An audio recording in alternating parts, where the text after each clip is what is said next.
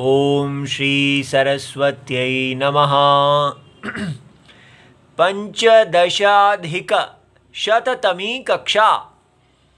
आज हम कारके इस विषय पे इस सूत्र को करेंगे, क्योंकि हमने देखा है कर्तरी कर्मणि भावे इस प्रकार कितना आ रहा था कृत्य में कर्तरी कृत, तो हमें समझ में आना चाहिए ये कारक क्या होते हैं। ठीक है, तो इसके अब से आने वाली कक्षाओं में कारक के ऊपर विचार किया जाएगा।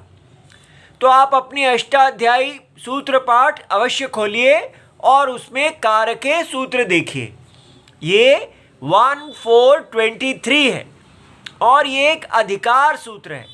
अधिकार सूत्र वो होता है जिसका अपना कोई अर्थ नहीं होता, लेकिन वो जिस अधिकार में उसका अधिकार है उसमें सारे सूत्रों के साथ लग के वो अधिकार देता है, वो अर्थ देता है। तो 1423 से लेके 1455 वो सूत्र है तत्प्रयोजको हेतुश्च 1455। तो इसके यहाँ तक इस कारके का अधिकार जाएगा। ठीक है, अब हम काशिका के अनुसार इसकी वृत्ति देखते हैं कि काशिकाकार इसके बारे में क्या कहते हैं। कारके इति, तो जब भी कोई चीज़ कोट करनी हो कि हम कारके कहेंगे तो उसके साथ इति शब्द लगा दिया जाता है। इति का मतलब होता है ऐसे इन्वर्टेड कॉमर्स, कोई चीज़ ऊपर से उठा के रखी जा रही है। तो कारके इति अधिकारः वेदितव्यः। अब हमने कल ही सूत्र किया है कि कृत्य कृत्य जो है वो तयोरेव, हमने जो सूत्र किया है तयोरेव कृत्य कृत खलर्थाः 3470। तो उसमें हमने देखा है कि तव्य कृत्य प्रत्यय है और ये जो है भाव और कर्म में प्रयोग होता है। तो अब हमें समझ में आ गया अधिकार जो है वो कर्म है। अधिकार जाना चाहिए। ठीक है, इसलिए कर्म को प्रथमा विभक्ति मिली है और ये कर्मणि प्रयोग है। तो अधिकारे, अब इसकी संधि कर दी और इसकी विसर्ग अधिकारे इति, तो यहाँ पर हो गया कारके इति अधिकारो वेदितव्यः। और यहाँ पर तो इसका अर्थ बना कारके अधिकार समझा जाना चाहिए। उसके बाद तत्प्रयोजको हेतुश्च इति यावत, इति यावत का मतलब होता है यहाँ तक। तो तत्प्रयोजको हेतुश्च सूत्र जहाँ तक है वहाँ तक। ठीक है, तो इसका बन गया यहाँ तक। इसके आगे यत् इतः ऊर्ध्वम अनुक्रमिष्यामः कारके इति एवं तद वेदितव्यम। तो जब भी अधिकार आता है तो भगवान इसी प्रकार इसकी वृत्ति बनाते हैं। तो यत् इतः ऊर्ध्वम, तो ये बन जाएगा जो यहाँ से आगे। ऊर्ध्वम माने आगे, ये अव्यय है, इतः भी अव्यय है। तो यत् जो यहाँ से आगे, अनुक्रमिष्यामः, तो ये क्रम तो होता है चलना, लेकिन अनु माने पीछे चलना। तो किसके? संप्रदाय। तो संप्रदाय विद्या संप्रदाय के अनुसार चलेंगे।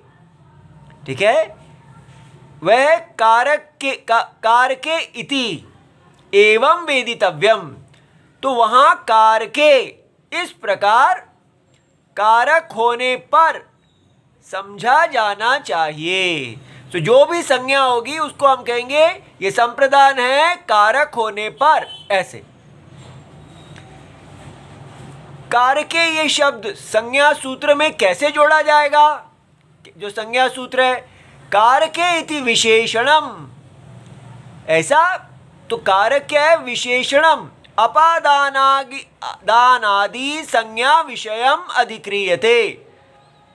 तो कारक कारके अपादान आदि, अपादान जो भी इतने सारे करणम संप्रदानम ऐसे जो 6 कारक बताए जाएंगे, तो अपादान आदि संज्ञा विषय है जिसकी, तो ये सारे कारक जो हैं ये अपादान आदि संज्ञाओं को विषय कर रहे हैं, ठीक है।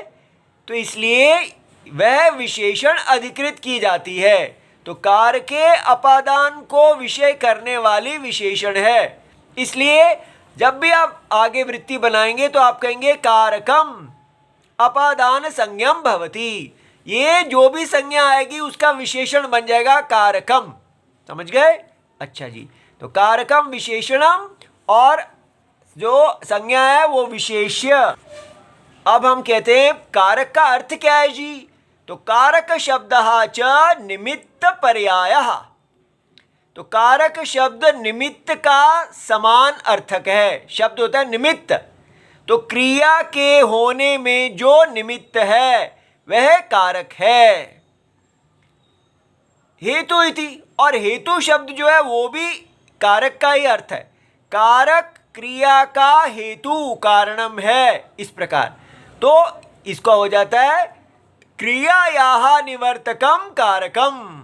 क्रिया को बनाने वाला कारक होता है, या क्रियायाम, या इसको कहते हैं इति, माने क्रिया निमित्ते सति कारकम। कारकम माने करने वाला। तो कारक कौन है? क्रिया करने वाला। क्यों? क्योंकि ये क्रिया का निमित्त है। इस प्रकार ये हमने इतना कारक का कर लिया, और कल हम और करेंगे। इति सर्वम शिवम प्रणाम।